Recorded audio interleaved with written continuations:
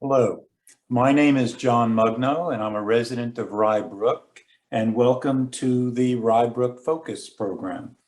Our guests today are the editor, Jananne Abel, and the publisher, Richard Abel, of the Westmore News, and which is our local weekly newspaper here both in Portchester and in Rye Brook. Welcome, Jananne and Richard. Thank you. Thanks, John, for having us on. I'd like to start with some basic questions. What's the history of the Westmore News? What's its circulation? What do you see as its importance to the community? And how long have you been involved with the newspaper? Wow, that's a lot of questions. Okay, yeah, sorry. I guess I'll start with the history. My father started the paper in 1964, and I was 10 years old then, so you could figure out my age now. He came home one day and he sat my older brother, myself, and my mother at the dining room table, and he says, "I'm going to start a newspaper." He was rather vocal, but he wasn't a Republican or a Democrat. He had very definite opinions. I like to frame him as the Rush Limbaugh of his time, which was a whole different time in 1964. He was very conservative.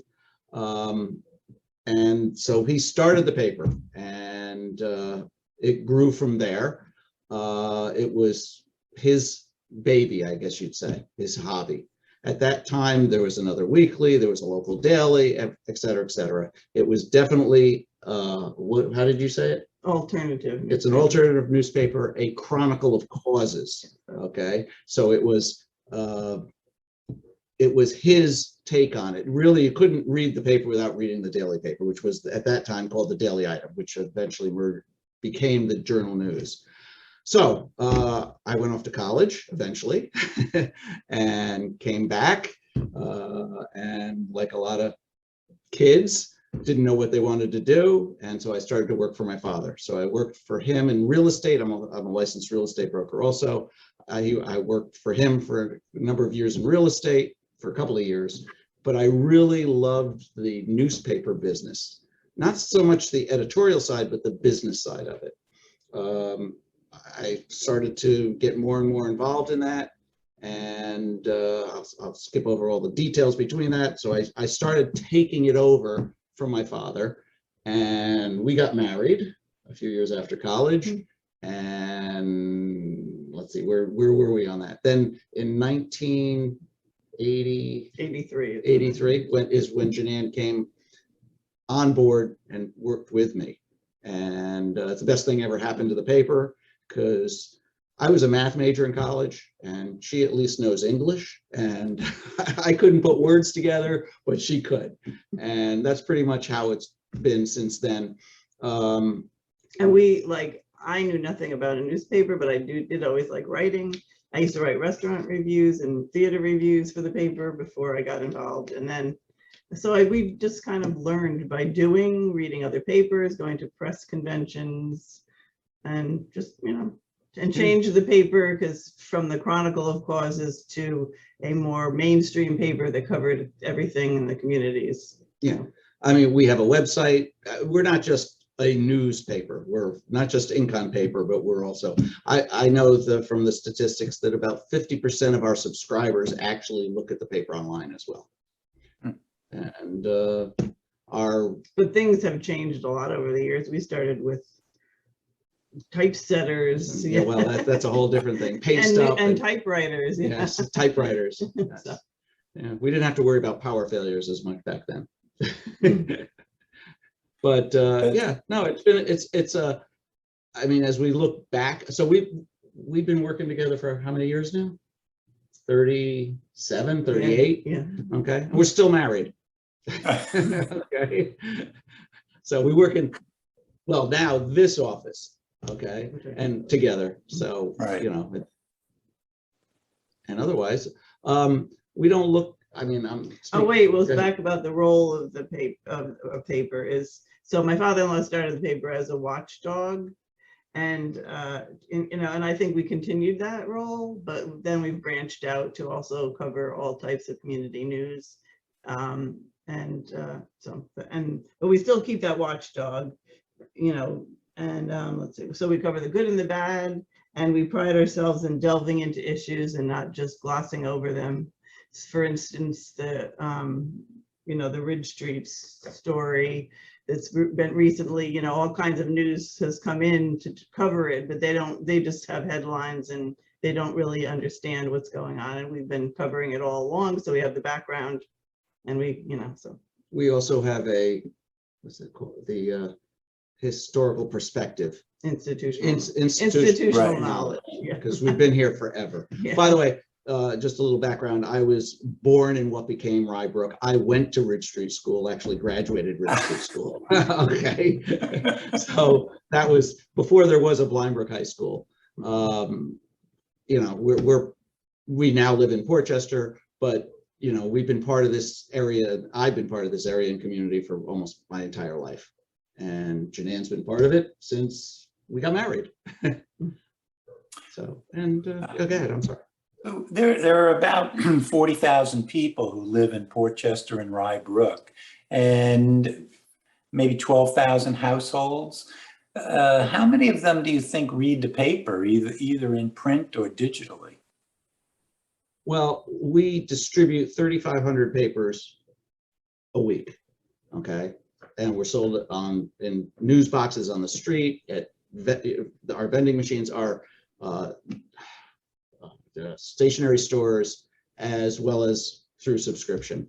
And knock on wood, it's even through the pandemic. Actually, through the pandemic, it got better, okay? Because people were stuck at home and they wanted something to do, read and find out where their tax dollars are going and what's happening. So pretty much, you know, we reach about 3,500 households a week, and which is probably about, I want to break it down, it's what? That's probably about a quarter of the households then, something Yes. like that. Yes. Percentage wise, more in Rye Brook than in Portchester.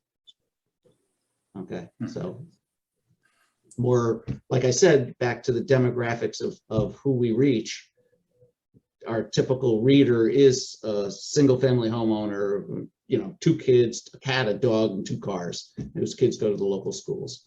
And so we don't reach people who live in apartments who commute to to So we have many longtime subscribers who maybe started out that way, and now they could be in their 70s or 80s. Yes. Yeah, so. And just full disclosure, I am a subscriber. And Thank but I don't recall there being an option about whether I could be print only or digital only. It's a bundled subscription, right? That's correct. I believe in keeping things simple. And when all this started in the 90s, 80s, whatever it was, you know, some newspapers split it up and charge less for digital and more if you want print, and then combine it. And I said, you know, we come out once a week. There's no reason to do that. It's just simpler. We don't care how you read it, as long as you do read it. So whether it's ink on paper or online or on your phone, you know, it's pay one price, you get it all. Good. And it also helps with the snowbirds. So people who might go to Florida, which if we mail them a paper might take 2 to 3 weeks to get, out of our control, the post office, but this way they could see it right away online. As a matter of fact, we see the spikes every Thursday and Friday on our site. Right. So, you know, so you might get the paper product and you could read it online. So just to the point you made, the Blindbrook, the Ridge Street School issue made the national news, right? It was on the TV and whatnot, but it was fairly superficial coverage. So in fact, I don't typically look at your digital version, but then I actually monitored your digital version because I figured you'd post the story there before I got the print copy, and you would have many more details than we were getting on the TV news, for example, or even in the Low Hood Gannett paper. well, you know, go ahead. Sorry. no, it's the other thing between a local paper. It's not just us. It's all community papers like ours. Is that after the big guys do the big headline and they run off. We're still here. We're still here, and we keep covering things and continue with the story. So it's not the big headline, here today, gone tomorrow. We're still here covering it and researching it and looking into it. So, I think I'm just picking the last 6 to 8 months or something like that. You have covered, I think, 4 important stories for the area that received either none or very little coverage in other print media in the area, and I think nothing on TV. And that was the Portchester School Board controversy involving Facebook posts. It was the One World controversy in Portchester, which to an outsider seemed very mysterious, but I think you described it pretty well.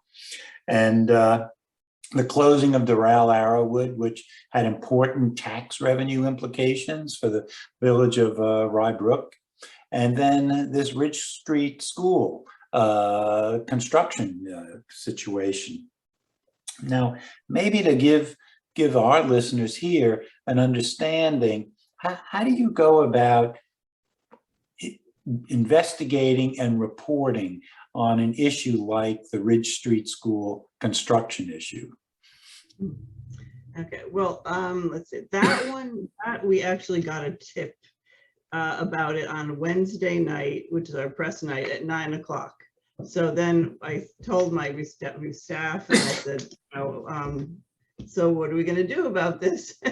And so we all decided we have to do something immediately. We're going to press tonight, Stop the presses. Right. So anyway, my reporter, who's Aaliyah, who's been covering Blind Brook recently, she just called, the important sources and got the information, and that was out. And so supposedly, it was reported by the superintendent that people read it online Wednesday night. Well, that would have been impossible because it wasn't even done. Thursday, early Thursday morning, we posted it at like 5 a.m. So anyway, yeah, so that was like, important, and I'm glad we did it. But we knew where to go and to get the information, and we weren't going to just put a rumor out there without any backup. So that's our job. Yeah, right. Knowing sources is good, and having people give us tips is good. And yeah, right, pursuing those. And yeah. So one of the differences about being a community paper is that we actually live here and work here, and we have friends here and enemies, but we're part of the community, both communities, and so we sort of have a pulse and lines of communication that people, ABC, NBC, CBS, don't have when they come in. They may be the big shot, but they're not the, they don't get it the same. So, but it's interesting. There are several interesting issues, I think, with respect to the Ridge Street School construction issues, which are actually not even mentioned on the national news, but it's partly because they're difficult to uncover. Namely, what was the nature of your contract that got you into this situation? That's a pretty difficult issue. You'd have to go back, read the contracts, and that would be a major investigative effort. But you could also have somebody on their staff, let's say, explain how this came to be. And for example, are people open? Are the people, like say in the Board of Education or in the school administration, are they open? Are they accessible to you as reporters? Yeah, I think the former now superintendent was accessible, and the school board has always been. Yeah, I think they are. Yeah. Okay. And I think they feel like they have to be responsive to the community even more so now. And this issue, I'm sure, is going to get a lot more people running for school board in the next school board elections in May. Because I remember a couple of years ago, somebody felt like they had to continue running just because there was no one else. But then these types of issues is what brings people, gets people interested in running for elected office. So I think it will bring people out. I've already had one person tell me they're running, so. Oh, good. And May is a ways away, so. See, this to me is where, it's not that a person, a citizen, couldn't have discovered a lot of this by watching Board of Ed meetings and reading their website, but that would be a fairly intensive commitment of time because they have 2-hour meetings and many other topics and whatnot. So that's where the newspaper comes into play, I think, a very important role, because you focus and you bring the information together. So I think that's really very much appreciated. Do you intend to, I assume, I'll ask, do you intend to continue following this story so that there's a better understanding of how it came to be, how it's going to be resolved, things like that? Yes, right. And now one big issue besides, getting kids back in school safely is leadership. Where's the leadership? I mean, right now there's there's only an acting superintendent. The assistant superintendent for business left at the end of September. Jonathan Ross, a longtime assistant superintendent who then became superintendent, he left mysteriously. So there's a lot of questions. I'm not sure we're going to get answers to them, but we're going to try. Right. That's our job, is to ask the questions. Yeah. Right. And to try to get answers. Good. Now, in some sense, a competitor could be, to you, could be social media. I mean, there are Facebook groups, there's various Twitter messages, I assume, but you have to have a different standard. You have to be fact-based, you have to check things out. Tell me, how do you get the checks and balances into your reporting? Well, first I would like to say one thing, that we have about 2 years, a year and a half, 2 years ago, we watched these Facebook groups and how they're echo chambers, and and we decided to come up with the slogan, facts, not Facebook. Okay, because it's just, there's so much on there that's just wrong. Right. And it just echoes and just multiplies on itself. But we've seen it nationally with the pandemic and so on and so forth. Well, it goes all the way down to the very local level. So our job is to present the facts, okay, and not to be in that echo chamber. We hear a lot of the echo chamber, but no, I used to, like, when they were started out with Facebook groups in Portchester, I was like involved with them. I still am on them now, but then it was too time consuming to respond to everybody about what was wrong and everything. I decided that really shouldn't be my role. So I'll have to say our reporters, like, they follow the Facebook groups more. And I'm on Next Door, so I follow that. But we can't break into the Rye Brook residents group because we're not Rye Brook residents. So we haven't been able to get into that. But that gives us, it is a source of story ideas. Yes, definitely. But not And a source of information. And get a pulse of the community. Yeah, right. So from that. So the other thing I'd like to say, and a lot of people don't understand this, is a lot of Rye Brook people ask us why there's Portchester school news in the Rye Brook edition. And that's, a lot of people don't realize that Rye Brook doesn't end at Betsy Brown Road, that from there down, a third of Rye Brook is in the Portchester School District. Right. So as a matter of fact, when if there's a problem at the high school or the middle school, it's the Rye Brook police that respond. Not everybody understands that or knows that. So that's why that is the way it is. It sort of makes it a little more awkward for us, but okay. Anyway, just wanted to clear that up. And of course, any exciting news that happens in Portchester, we do put in the Rye Brook edition, and vice versa. It depends on how much news there is for each community each week as to how much of the other one gets in. But online, both papers' content is all online. Right. And it was interesting to me. Obviously, I live in Rye Brook, but your articles about the Portchester Board of Education issue and the One World issue, for example, had a bigger importance than just, to me, than just the particular facts of the matter. It was really a commentary on how, certain individual disputes could derail important educational initiatives in a city, in a town, a village, Yeah, right. Yeah. School district. Mhm. Yeah. Yeah, So I that, agree with that. I thought there was a lot of time wasted on the Worcester School Board issue, but I guess and part of it had to do with the pandemic and just racial issues that have been coming up in recently. So that exacerbated what might have been a small issue at one point in time, but that just made people more cognizant of what was going on, or they had more time to let it ruminate. I don't know. Anyway, so Right. but well, and I it's don't think that issue is over yet either. Yeah, it's going on. It's still there. oh, okay. Actually, so in several communities, like, okay, so Blind Brook, there's been a vacancy on the boards. So like in the Portchester School Board still is missing a person, and the Portchester Village Board is missing a person. Blind Brook was missing until Rick Busen stepped up to take the spot. So that's kind of caused some controversy over recently. On any controversial issue, it's hard to get a decision because you might have a 3-3 board or 2-2 board. Right. Anyway.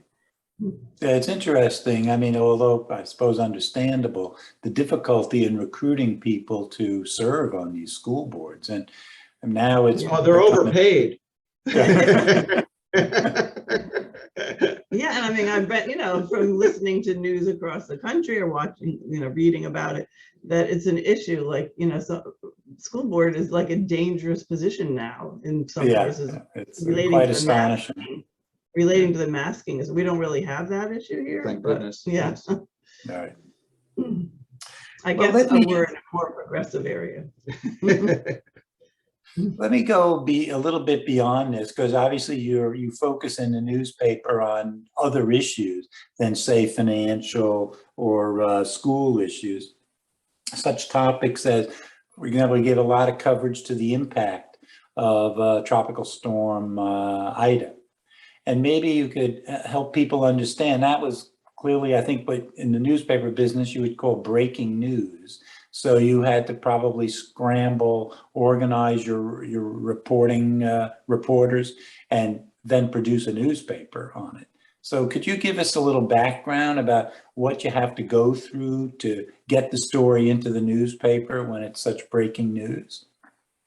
Well, I mean, just starting back from the impact of it, the night of the storm, we were in our previous location on Broad Street. Across from the train station. Yeah, and we were, finishing the paper and working on the paper when the rainstorm started, like 8 p.m. I guess it was. And so all of a sudden we're looking out and realizing that there's like a huge deluge, a river down our street coming around the corner, and so it was like we were kind of mesmerized for about an hour with tenants that lived in the building upstairs, just watching what's going on, and then seeing people being crazy, like trying to cross the street when this deluge of water is coming down. That was really... He got swept away, actually. Yeah, he didn't get hurt. Person tried to cross the street, yes. And got swept down. You could just see the force of Mother Nature really in that. And then I'm sitting at my desk and I hear this like loud noise in the basement, and I said, oh, I wonder what that was, but nothing fazed us. We only lost internet at 9 p.m.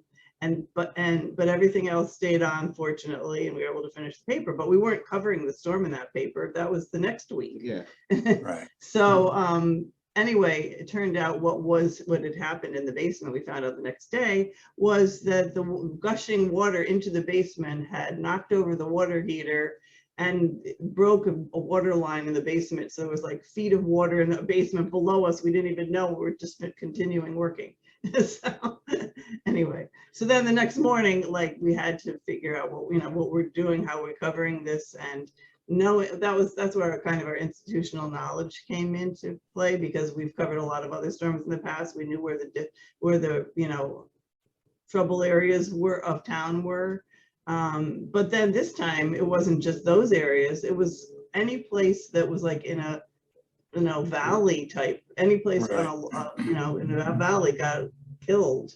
So I mean, so because we've done stories about Blind Brook, yeah, we knew that would be a part where it would flood terribly, which it did. And then I think it was like the next day already, we got notice that the Portchester High School was having a collection of items for people who were victims of the storm. So a reporter went to that, and from that she learned about Brook Lane, went over to Brook Lane, and then we discussed together as a team. We discussed, what other things we should be covering, like the organizations that were helping out, the victims, what the villages were doing. And then it's going to be an ongoing story, because now they're discussing what infrastructure improvements to be made, so that if we have a future such storm, it will be less impact. Hopefully. Yeah.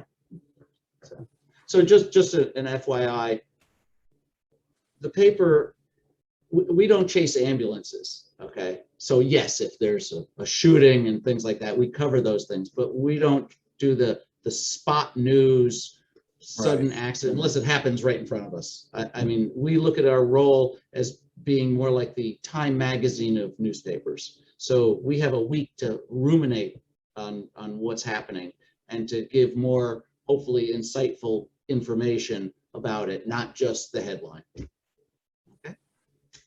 Now, in the case of the storm, I should have checked this, but I didn't.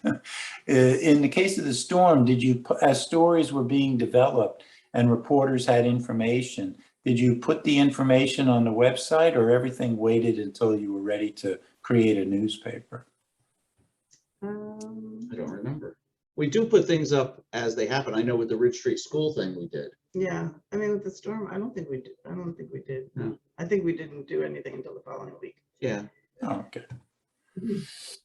All right. Sometimes, Finally, as you met, yeah, I know you've relocated your office. Is there a story behind that?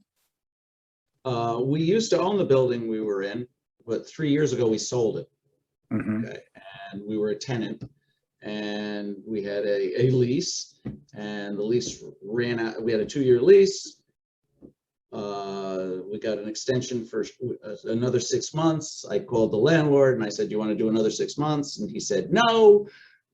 So we had to move. We were going to be a month to month, and in our business, we can't find a place and move within a month. So we decided to move ahead of time, just so people know that that block is planned to be leveled, and a 15-story building. yeah. 15-story building is going to go there.